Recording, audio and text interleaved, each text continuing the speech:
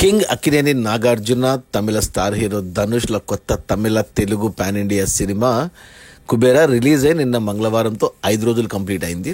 ఈ 5 రోజుల gross collections చూస్తే ముందుగా ఈ సినిమా రిలీజ్ అయిన మొదటి రోజు శుక్రవారం జూన్ 20న 30 కోట్లు గ్రాస్ కలెక్ట్ చేసి అటు నాగార్జున కెరీర్లో కానీ ఇటు ధనుష్ కెరీర్లో కానీ డే 1 హైయెస్ట్ గ్రాస్ తీసుకొచ్చి రికార్డు పెడితే, రెండో రోజు శనివారం కూడా 23 కోట్ల గ్రాస్తో డే 2 హైయెస్ట్ రికార్డు పెట్టింది ఇద్దరు కెరియర్లో.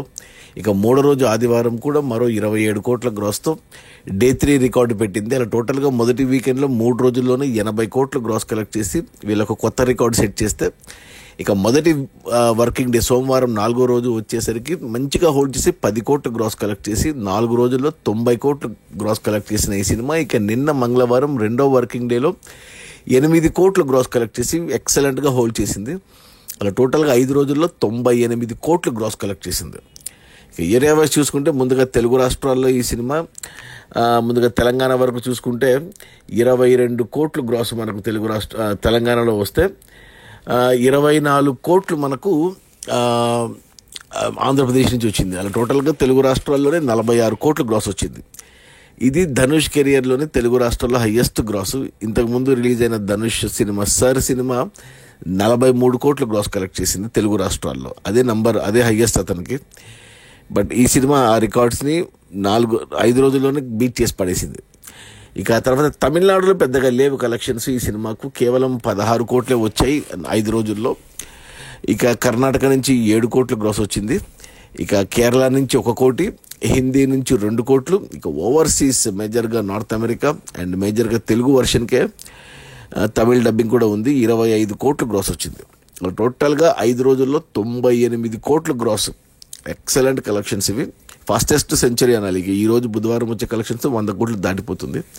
ఇక ఈ 98 కోట్ల గ్రాస్లో థియేటర్ల రెంట్లు, గవర్నమెంట్ ట్యాక్స్లు, ఖర్చులని పోను డిస్ట్రిబ్యూటర్ షేర్ వచ్చేసి 49 కోట్లు ఉంది.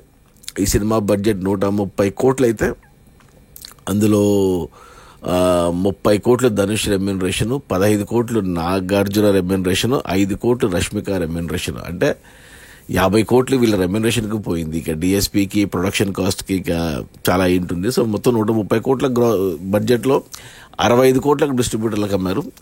65 కోట్లకు గాను 49 కోట్లు, అంటే ఒక 75% వెనక్కి వచ్చేసింది మొదటి 5 రోజుల్లోనే.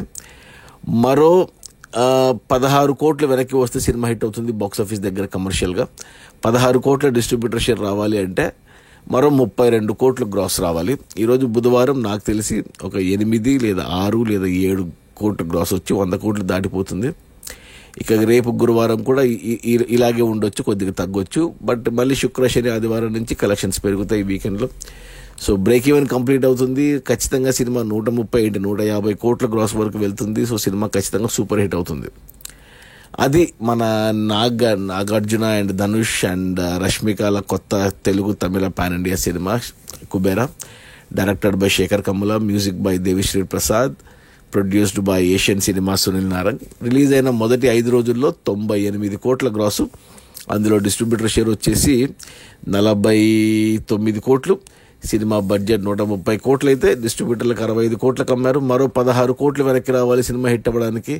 16 కోట్ల షేర్ రావాలంటే మరో 32 కోట్లు గ్రాస్ రావాలి. ఈజీగా వచ్చేస్తే సినిమా క్లీన్ హిట్ అవుతుంది, సూపర్ హిట్ కూడా అవ్వచ్చు. Okay, bye.